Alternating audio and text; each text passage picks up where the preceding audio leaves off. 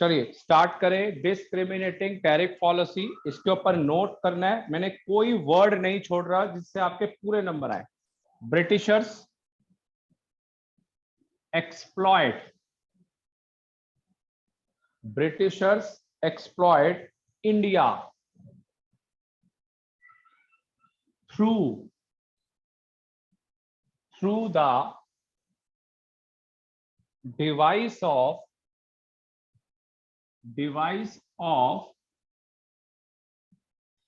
double exploitation। मृदुल, ये double exploitation याद है, बहुत बार यूज हुआ है। Raw material at low price और इंपोर्ट करेंगे finish goods at high price. तो दोनों तरीकों से ये डबल एक्सप्लॉयटेशन हो रहा था इंडिया का। It result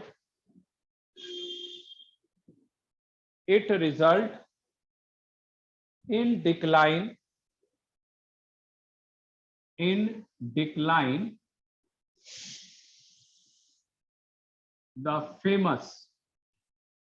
decline the famous traditional handicraft, in decline the famous traditional। Sir through the के बाद क्या लिखा है? through the device of double exploitation handicrafts, through the device of double exploitation, or it resulted decline the famous traditional handicrafts।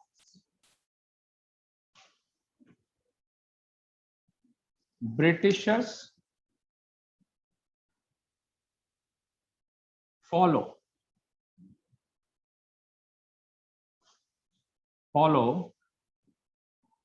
the discriminatory tariff policy। इधर मानसवी, tariff क्या होता है बेटा? Sir tax. बिल्कुल सही, तू पहले ही बोल पड़ता है यार, उसको बोलने। This policy followed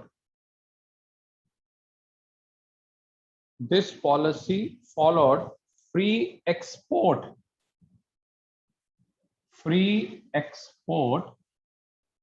of raw material from India to Britain,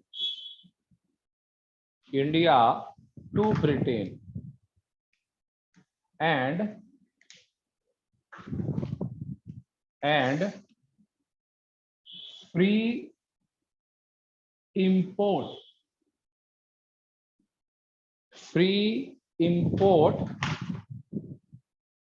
import of finished goods from Britain to India।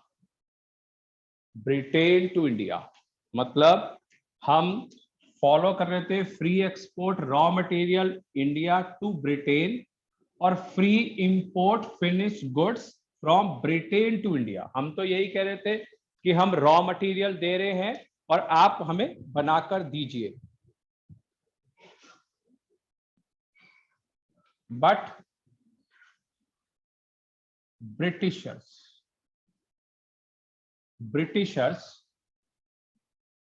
placed heavy duty,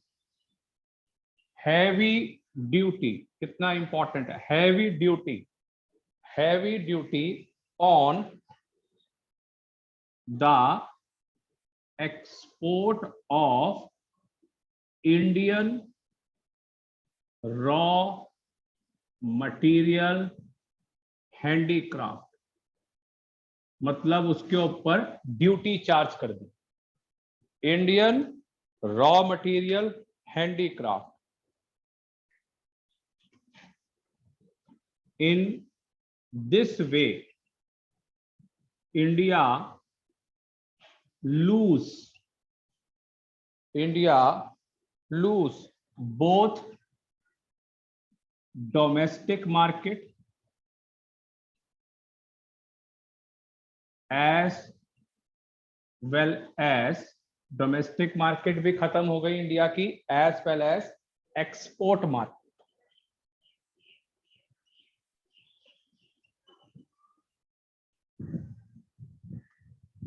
export market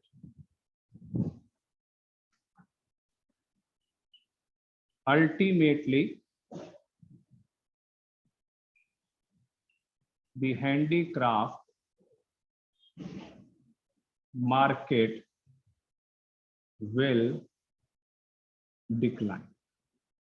तो मैंने एक नोट लिख दिया है, अभी तक मैंने जितना पढ़ाया है सबके ऊपर मैं कंसेप्ट करता जा रहा हूं कि कोई भी बाहर से ना आ जाए, कुछ भी आ जाए, मुझे सारी नॉलेज है इस चैप्टर की, जहां मर्जी से आ जाए।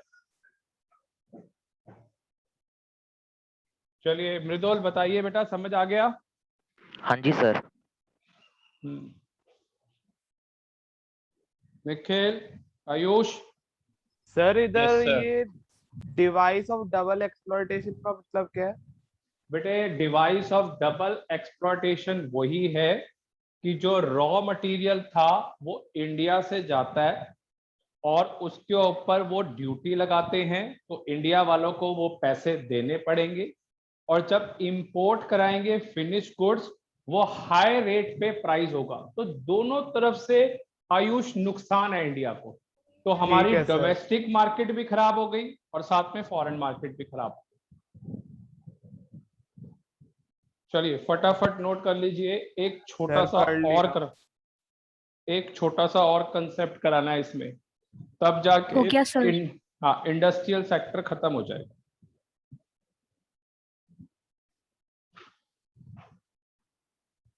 हो गया बेटा? रब कर दूं? Yes sir. हाँ जी सर। चलिए, अभी तक स्टार्टिंग से एक भी चीज मैंने नहीं छोड़ी है, आपने ध्यान से करनी है बेटा। और प्लीज रिक्वेस्ट है कि आप लर्न करिए। अगर आप लर्न नहीं कर रहे, सिर्फ रखते जा रहे हैं, बाद में नहीं हो पाएगा।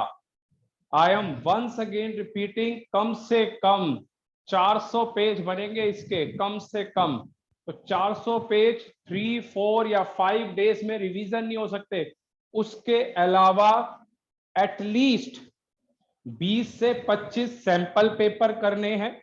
सैंपल पेपर, ये 12th है, ये 11th नहीं है, कोई बात नहीं, पढ़ लेंगे, ये है ना। 20-25 सैंपल पेपर करने हैं 10th से, और बढ़िया प्रिपरेशन करनी है। और ये बोर्ड की क्लास है, ये स्कूल की क्लास नहीं है। चलिए दूसरा, modern industrial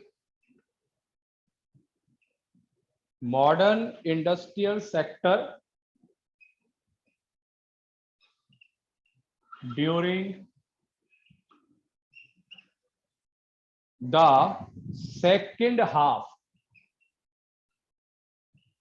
second half of 19th century। ये एक और चीज आपको रेडी करनी है इंडस्ट्रियल सेक्टर की।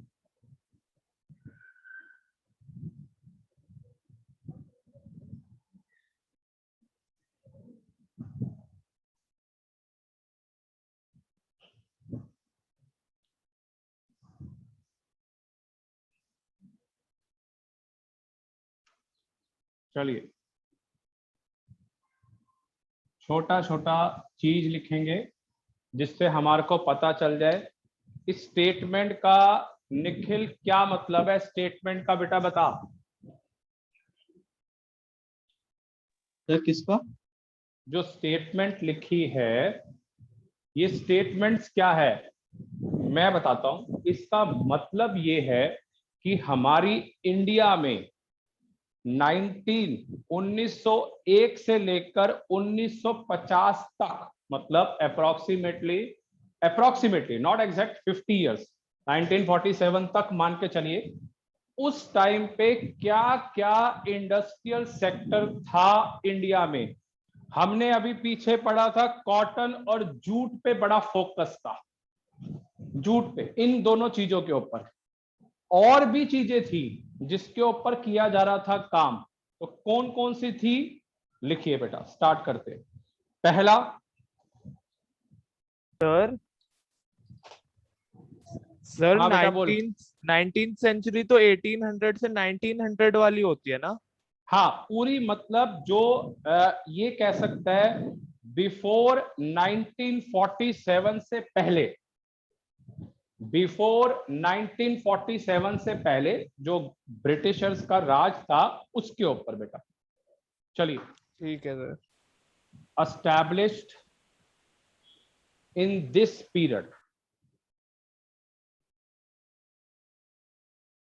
चलिए, establish in this period, cotton textile जो हम शुरू से बोलते आ रहे हैं, और जूट टेक्सटाइल, कॉटन टेक्सटाइल और जूट टेक्सटाइल, और ये दोनों की जो प्रोग्रेस थी वो स्लो थी। तो आप साथ में ये वर्ड याद करेंगे, progress slow.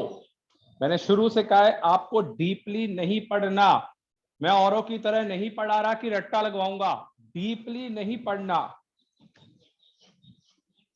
Cotton textile dominated by the Indians and located in western part, western part, और ये थे आज की डेट में आपके गुजरात और महाराष्ट्र। सर जो आपने प्रोग्रेस हाँ लो जी बोलो, लिखा है, ये है क्या? कौन सा वाला प्रोग्रेस बेटा लो। बोल। इन दोनों की जो प्रोग्रेस थी ना टेक्सटाइल की, मतलब ये कॉटन और जूट बड़ी स्लो स्लो थी। प्रोग्रेस मतलब इस पे फोकस किया जा रहा था मृदुल, मगर इसकी जो ग्रोथ रेट था वो बहुत स्लो था, क्योंकि देख किसी को डेवलप करना ही नहीं देना चाहते थे। वो तो सिर्फ ये चाहते थे कि इंडिया सिर्फ एग्रीकल्चर पे ही बस हो जाए और किसी स्टेटस पे ना जाए, तो ये चीज। अगला, jute mills, jute mills are dominated by Britishers, dominated by Britishers, were concentrated in West Bengal. बेटे नाम याद करने हैं, फंस जाओगे नहीं तो। वो कहां था? गुजरात और महाराष्ट्र। ये कहां पे है? वेस्ट बंगाल। अगला, इधर निखिल, टिस्को। Yes sir. ये क्या होता है बेटा? टिस्को, मेरे को TISCO। पता है। सर चल स्टील बोल। की कंपनी थी ना? बिल्कुल, हम टाटा सुनते आ रहे आयरन हैं। And steel company. बिल्कुल सही कह रहा है, बहुत। ऐसे ही थोड़ी टाटा कंपनी इतने साल से चल रही है या जो भी है, ये भी आपको सारा तैयार करना है। टिस्को मतलब Tata iron steel company, Tata iron steel company. तभी तो कहते हैं 100 साल पुरानी कंपनी है। इन 1907 में एस्टैब्लिश हुई थी, 1907, जमशेदपुर बिहार, जमशेदपुर बिहार। जमशेदपुर बिहार। अगला, आफ्टर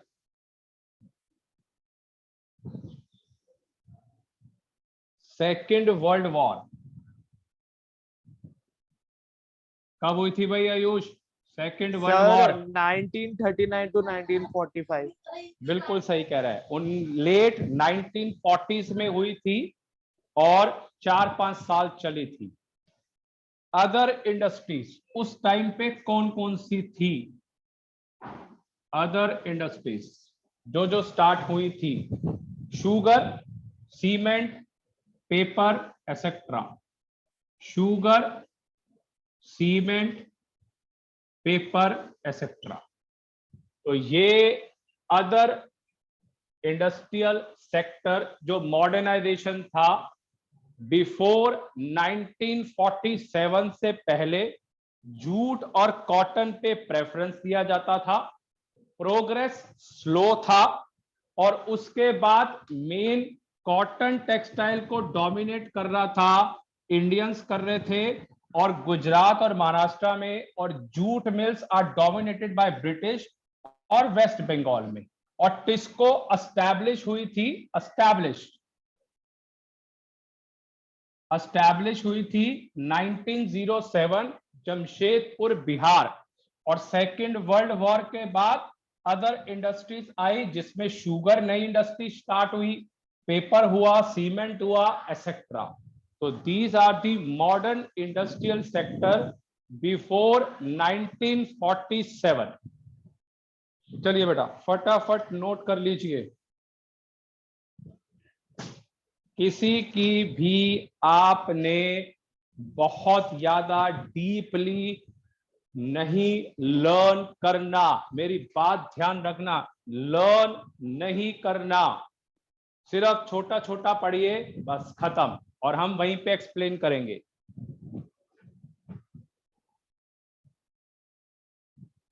सर कर लिया नोट। हो गया सर। आ गया मृदुल? Yes sir. चलिए, हाँ जी सर। इंडस्ट्रियल सेक्टर पूरा खत्म, एग्रीकल्चर सेक्टर पूरा खत्म। अब हम स्टार्ट करेंगे फॉरेन ट्रेड और थोड़ा सा पढ़ेंगे। चलिए,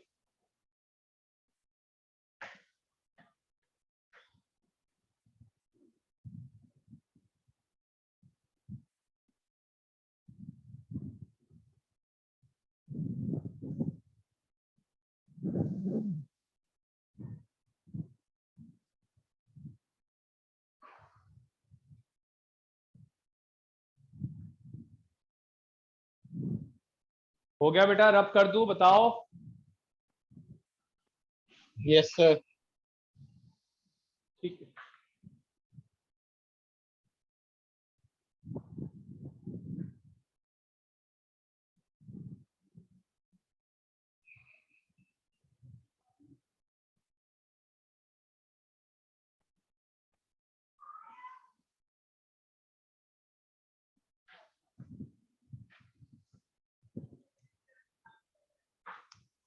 चलिए बेटा, फॉरेन ट्रेड थर्ड कंसेप्ट बेटा, foreign trade.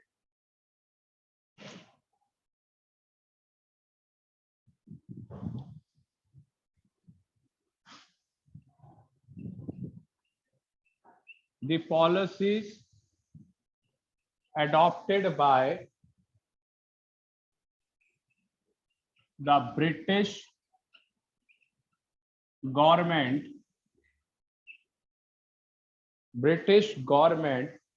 adversely affect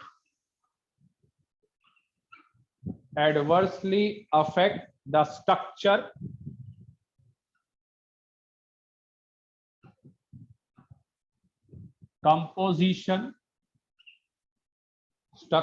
composition, volume of Indian foreign trade। तो ब्रिटिश गवर्नमेंट का जो इम्पैक्ट था वो स्ट्रक्चर पे, कंपोजिशन पे, वॉल्यूम पे। चलिए इधर मृदुल, निखिल, ये बताइए कि फॉरेन ट्रेड होता क्या है बेटा?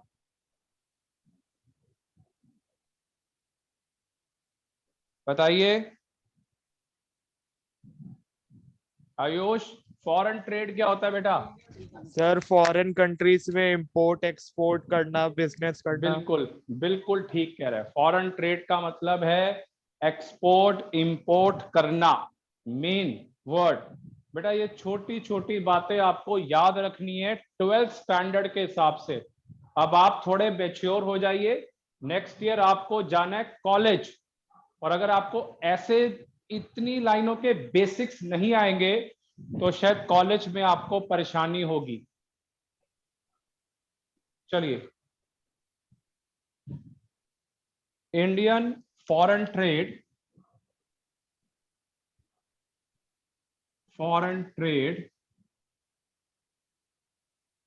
ड्यूरिंग द ब्रिटिश रूल,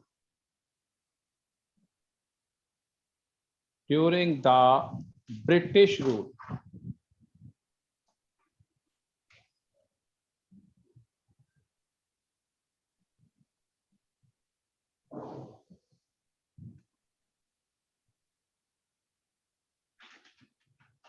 चलिए, पहला export of primary goods. Nikhil, primary goods क्या होते हैं बेटा? आयुष बोलियो मत।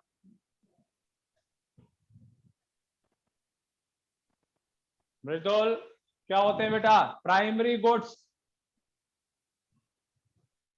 प्राइमरी गुड्स क्या होते हैं? आयुष तेरे को पता है हाँ सर। क्या होता है बेटा? Sir raw material. सर बिल्कुल फ्रूट्स ये सही, सब। Raw material. यार हम तो इतना पढ़ चुके हैं, अब तो हमें वैसे ही पता है। एक्सपोर्ट तो रॉ मटेरियल ही होंगे, और इंपोर्ट ऑफ फिनिश गुड्स, पहला point, import of finish goods. दूसरा, monopoly control during the British rule. इधर मोनोपोली याद है किसी को? माइक्रो हाँ इकोनॉमिक्स सर। में पढ़ी थी मोनोपोली। क्या होती थी हाँ। मृदुल? माइक्रो के अंदर पढ़ी थी, सिंगल सेलर, बेचने वाला एक और खरीदने वाले बहुत सारे। तो मोनोपोली कंट्रोल था during British rule. Third, sir हाँ जी बोलो। सर इसमें वो ये फायदा आते थे ना, जब मर्जी अपने हिसाब से रेट्स बढ़ा देते थे और जब मर्जी कम कर देते थे। तो यार बेटा इसी को तो मोनोपोली कहते हैं। Drain of Indian wealth, drain of Indian wealth during British rule.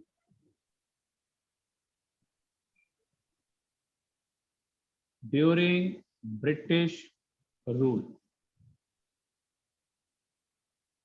चलिए, मैंने फॉरेन ट्रेड का थोड़ा सा कंसेप्ट लिख दिया है। 3 पॉइंट्स हैं, छोटे छोटे कंसेप्ट रह गए हैं। 3 क्लासेस लगेंगी और बस, और ये चैप्टर फिनिश है। 3 क्लासें, कोशिश पूरी है कि 3 क्लासों में खत्म हो जाए। एक पहला चैप्टर इंडियन इकोनॉमी और नेशनल इनकम हमने भी खत्म कर लिया है। तो अप्रोक्सीमेटली 2 चैप्टर खत्म हो गए हैं आउट ऑफ 16 में से।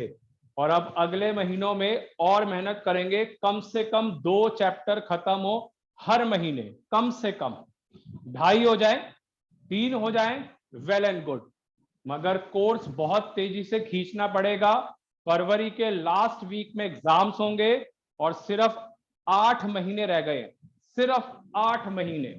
अगर एक्सटेंशन हो गया तो बेनिफिशियल है, अगर एक्सटेंशन नहीं होता तो बेटा आपको नुकसान है। 8 महीने में कोर्स भी करना है, सैंपल पेपर भी करने हैं, रिवीजन भी करनी है, और हर चीज आपको आनी भी चाहिए। बिल्कुल टाइम वेस्ट मत करना, बिल्कुल भी। और फिर last time I am once again repeating, half yearlies, pre board आपने इतने बढ़िया करने हैं। In every subject there is a fair और अनफेयर किसी भी तरीके। सर हाँ जी। सर जो हमारे प्री बोर्ड होंगे वो हो सकता है कि स्कूल में हो। बेटा देखो, अभी आप 6 मंथ्स के बाद आप कुछ नहीं कह सकते। मंथ ऑफ दिसंबर में प्री बोर्ड्स होते, मंथ ऑफ दिसंबर में, और जैन के मिड में। यू कैन नॉट से उस टाइम पे क्या हाल है पेंडेमिक का। जितना मर्जी भी कोई, मैं भी आज बोल सकता हूं कि मैं भी आज पढ़ाने आऊंगा वहां पे, इट्स नॉट पॉसिबल। क्या पता फिर आनी शुरू हो जाए, फिर केसेस बढ़ जाए, तो इट्स नॉट पॉसिबल कि आपको वहां पे होंगे पेपर। आप अपनी तरफ से सिक्योर रहो, आप लर्निंग करो, मगर जब भी एग्जाम्स होंगे आपको मार्क्स लेने ही है किसी भी हालत में, फेयर अनफेयर। चलिए बेटा, क्लास को वाइंड अप कर रहा हूं, कल ज्वाइन करेंगे। That's all.